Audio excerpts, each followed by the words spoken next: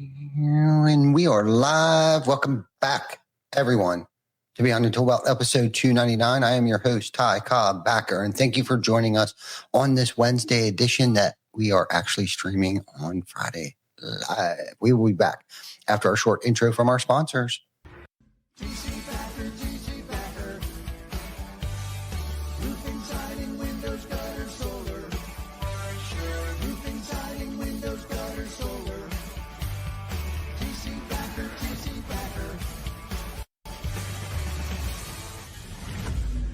Welcome to Behind the Tool Belt, where the stories are bold, the conversations are real, and the insights come to you live, raw, and uncut.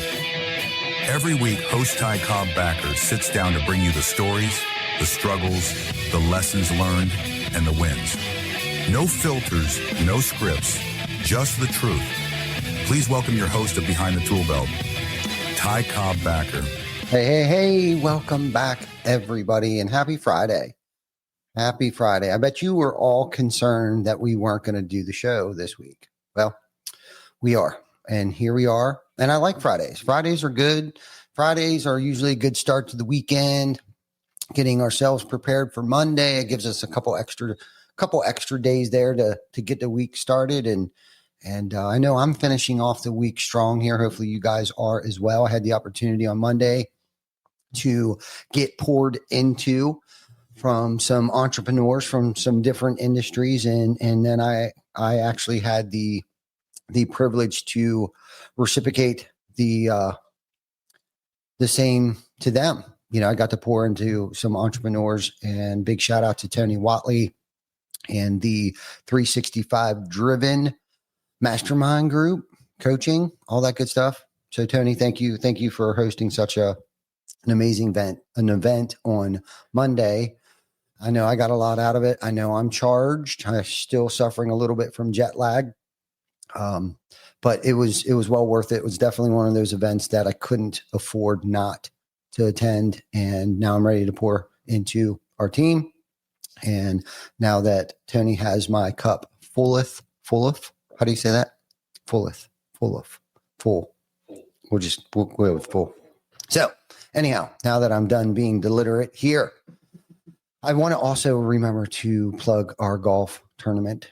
Big shout out to Steven Spence, Swing for Recovery. I believe this is his third annual Swing for Recovery.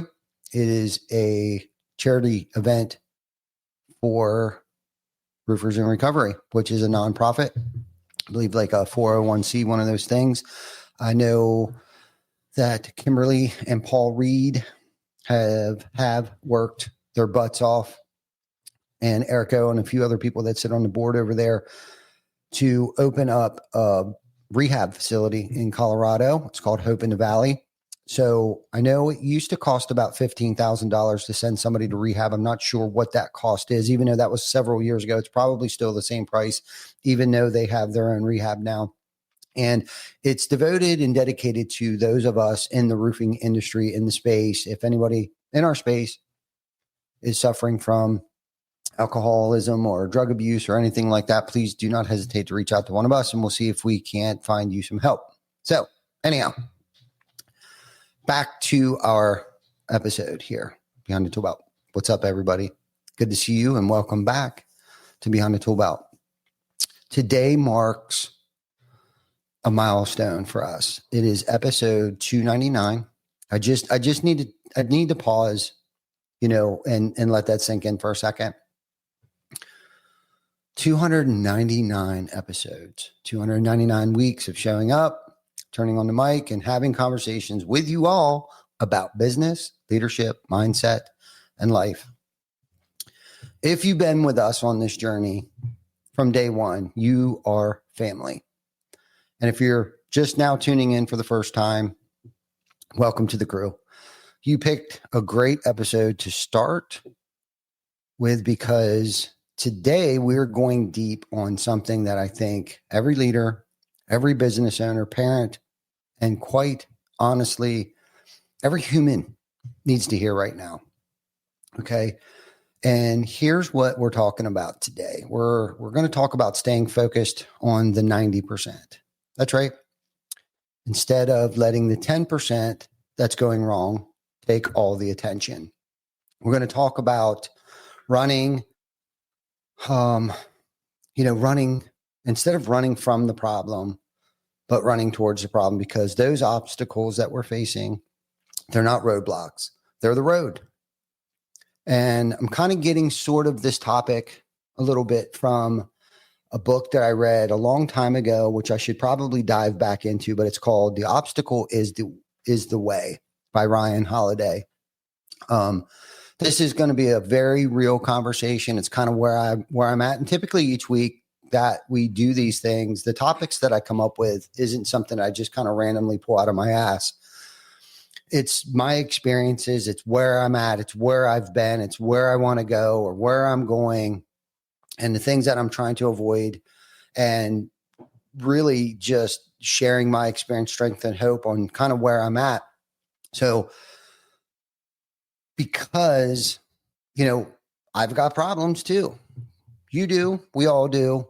Because I've learned that where I put my focus determines the energy of my company, my team, my family. So today I want to unpack that with you. And because we're live, I want to hear from you in the comments. Let me know what's one thing that's going right for you right now. Let's celebrate those wins together. And I'm going to call it, let's start with the idea, 90-10 rule. Okay. I'm sure you've heard of the 80-20 rule. It's the Pareto principle. 20% of the work produces 80% of the results. This is similar, but like thinking of it as the 90-10, because in most of our lives, most of the time, 90% of the things are actually going well. But where do we put our focus? And again, this is my experience, what I've experienced. I get fixated on the 10%. That one team member isn't getting it. That one customer who left a bad review, that one job site where things went sideways. And if we're not careful, we can let that 10% eat up the 100%, eat up 100% of our energy. Okay. So I've had situations where, customers left a bad review.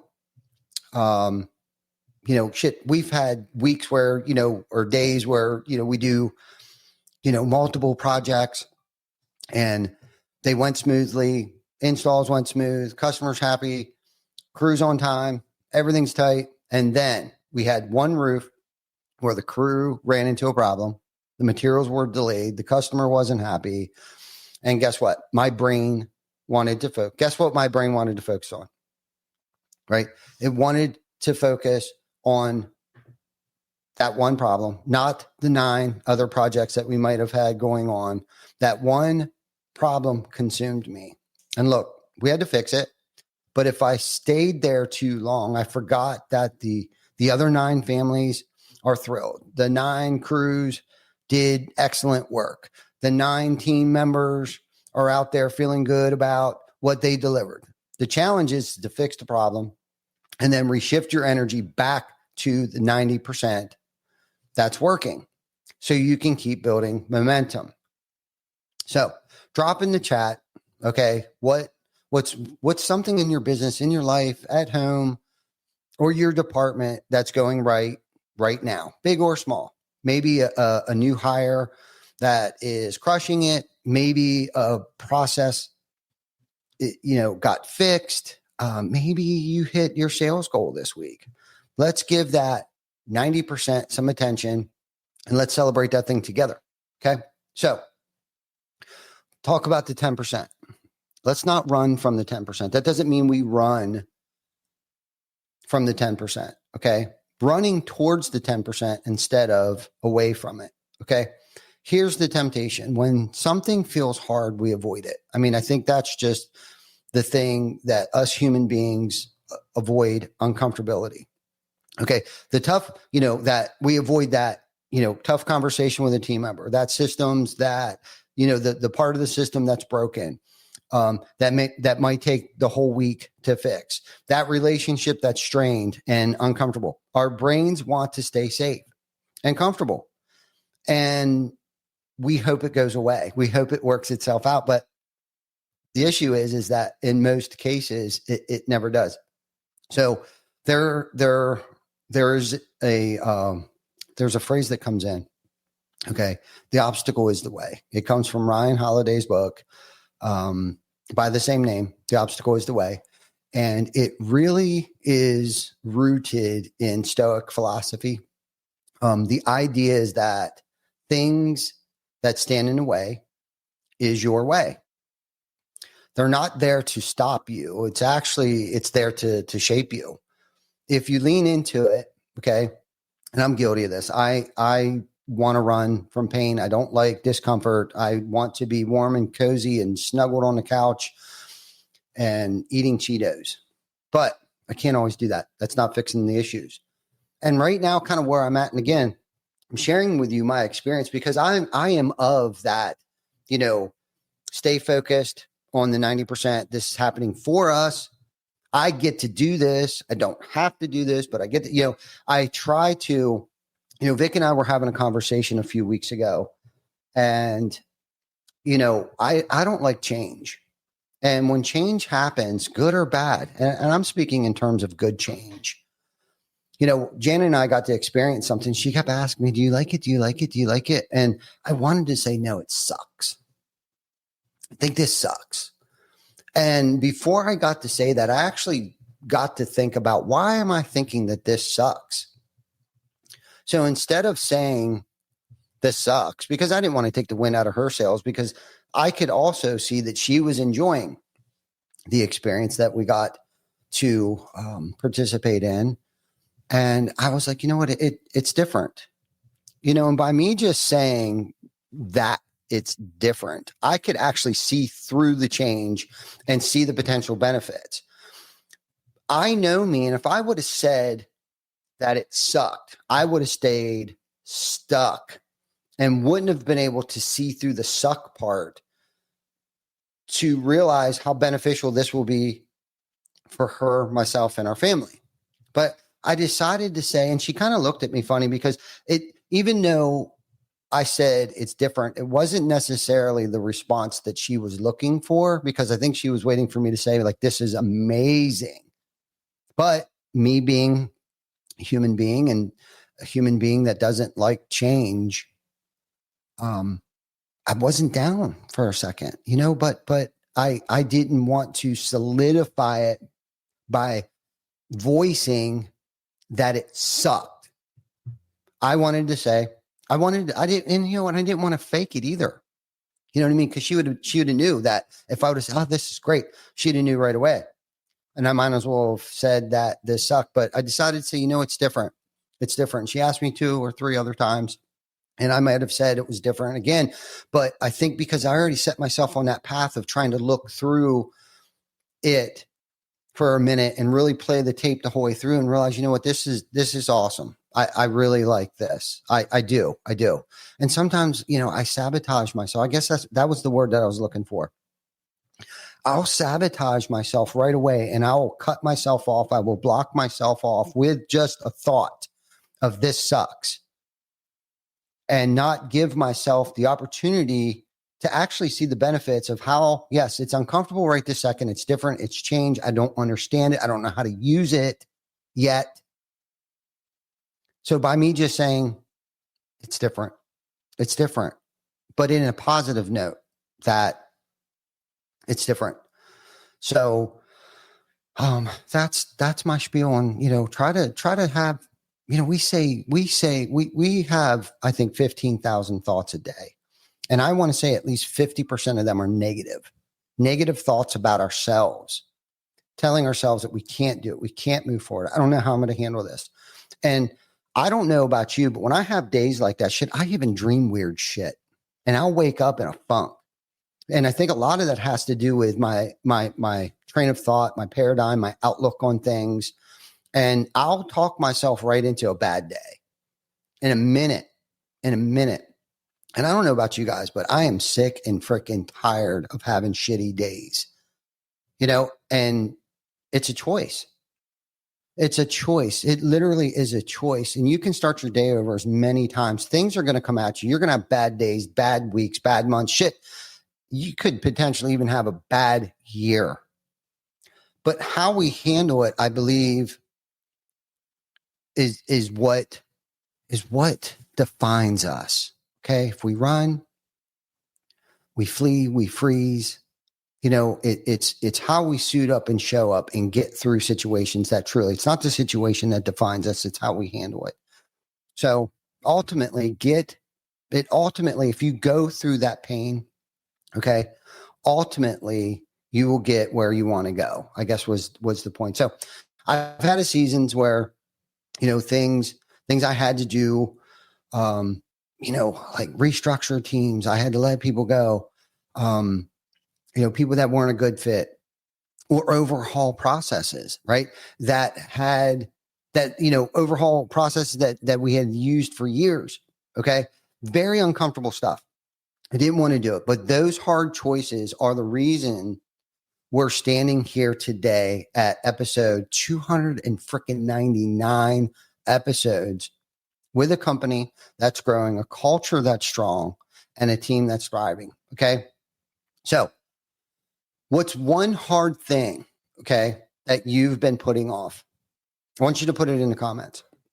You don't have to name any names if it's sensitive, but put something in the comments. Maybe it's that conversation with a team member, or finally getting your books organized, or calling that client that has been upset. Put it out there, say it out loud. I think a problem shared is problem cut in half. Right? Say it out loud is the first step to running towards it. Okay.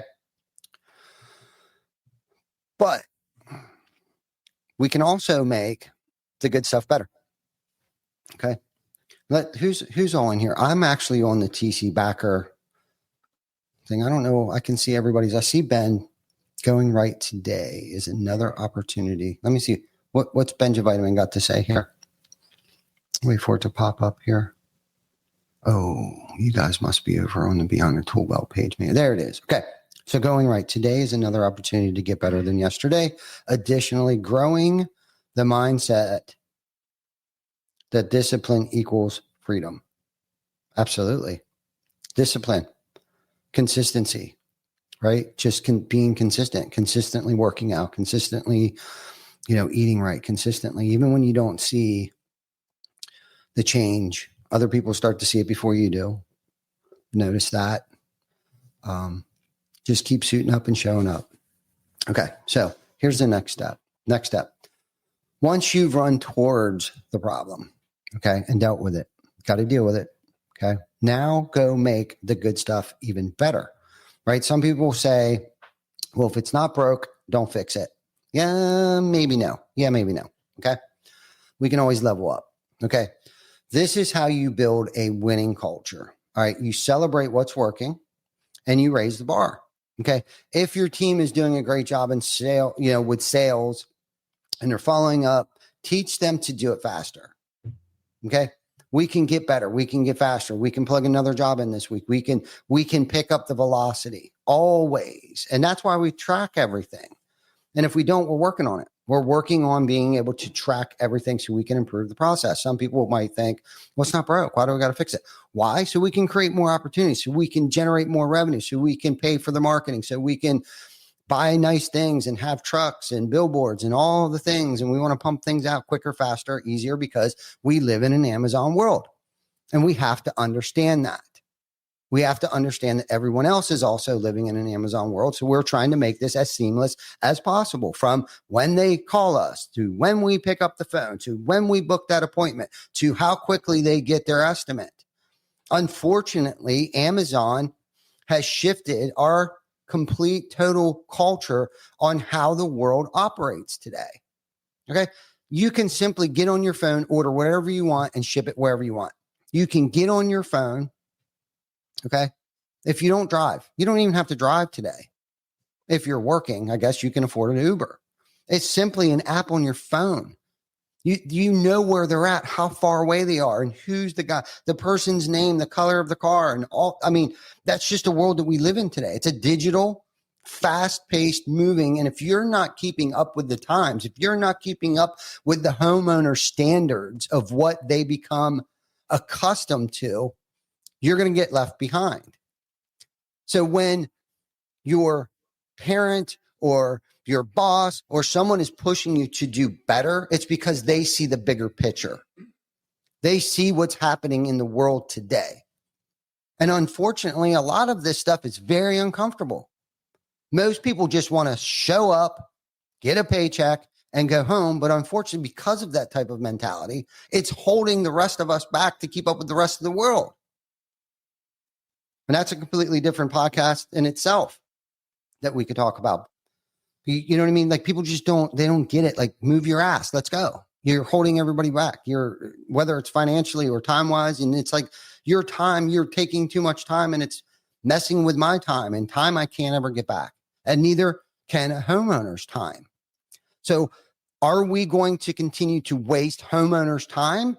Or are we going to speed this shit up a little bit, get it done, get out of their life so we can go on with ours and impact somebody else's life and as many lives as we possibly can in a day's, in a week, in a month, in a year's time. So anyhow, if your team is doing a great job, celebrate that with them, right? But we also need to teach them to be faster and more creative. We got to get more creative with it. If our jobs are going well, find one small tweak, okay, that makes that even smoother. If your marketing is working, double down on what's working and amplify it. It's really that simple, right? You find something that works, modify it, duplicate it, document it. Okay, so 2 things.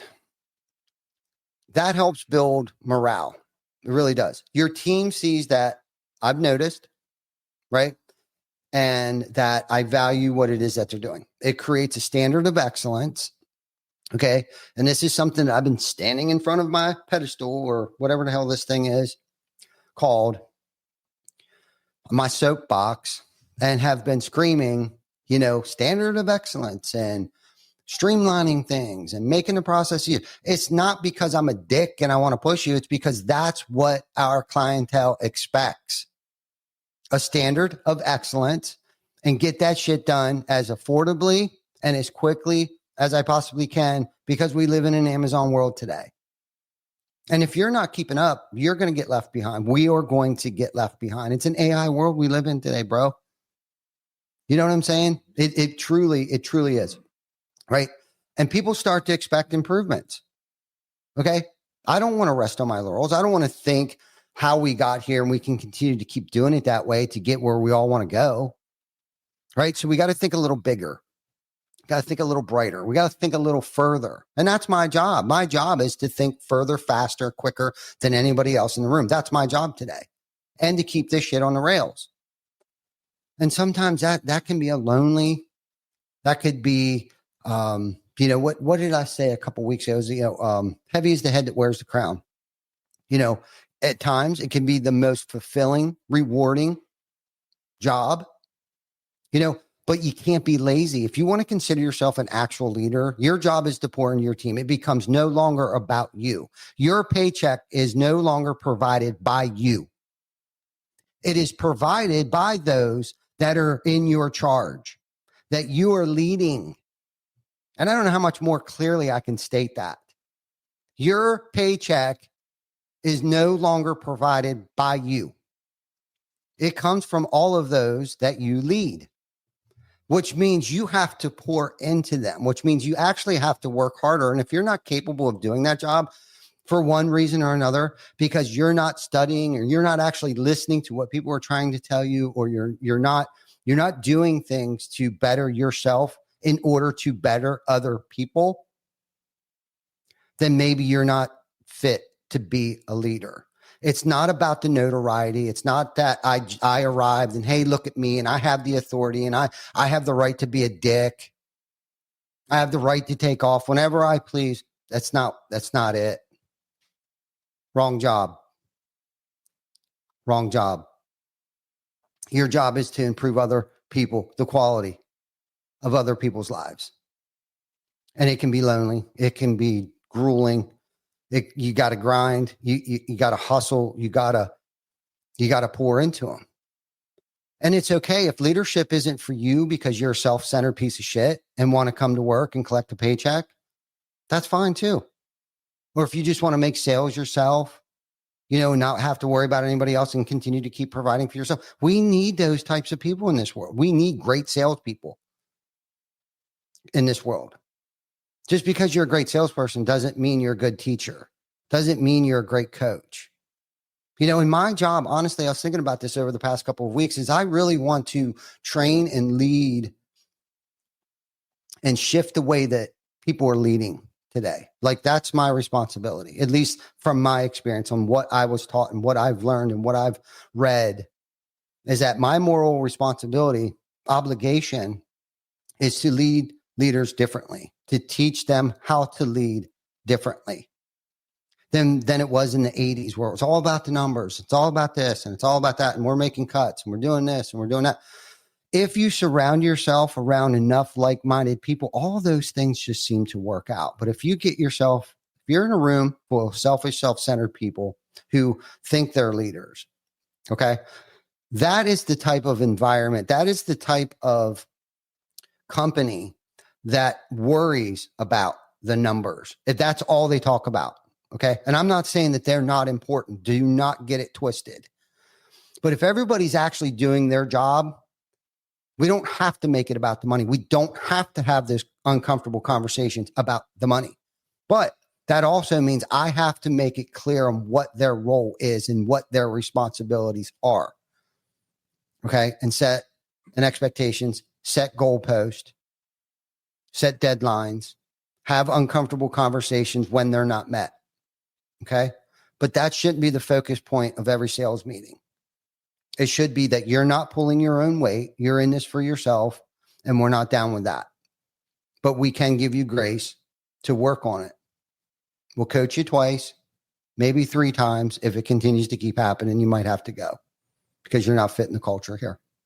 So anyhow, most people think improvement is about fixing what's broken. Okay.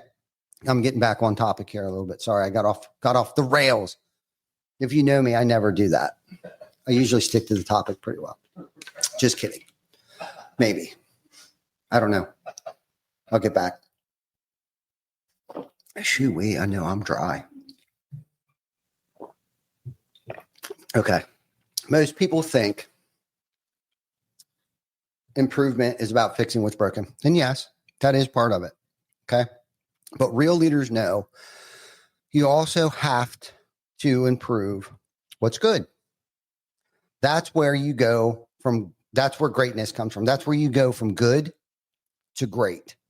Okay. Anyone's ever read Jim Collins knows exactly what I'm talking about. Okay. So here are some practical things that I've actually just started implementing. Okay. How you can work on this and overcome a few things. Okay. So practically, I just started trying to think what the hell. I'm sorry, I had a brain fart there because I was still thinking about Jim Collins and good to great and all that stuff. Anyhow, so every morning, I started this yesterday morning since I got back. I dive into and I write down 2 things. Okay. The first thing is I write down 3 wins from the day before.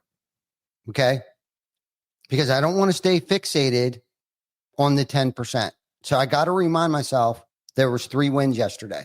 They don't have to be huge victories. Okay. They can be as minute, as macro, or as micro. Just write them down. 3 wins from the day before. Okay. Then, just as important. Okay. Get back over here because I like to see what people are saying. Write down 1 hard thing that I need to run towards today. What is that 1 uncomfortable conversation that I need to have? What is that 1 uncomfortable email that I need to send? What is that very uncomfortable, long, drawn out, grueling task that I've been putting off? Okay. That simple practice keeps me focused on the 90% and keeps me moving forward through the 10%. Okay. It keeps me from staying stuck in reaction mode.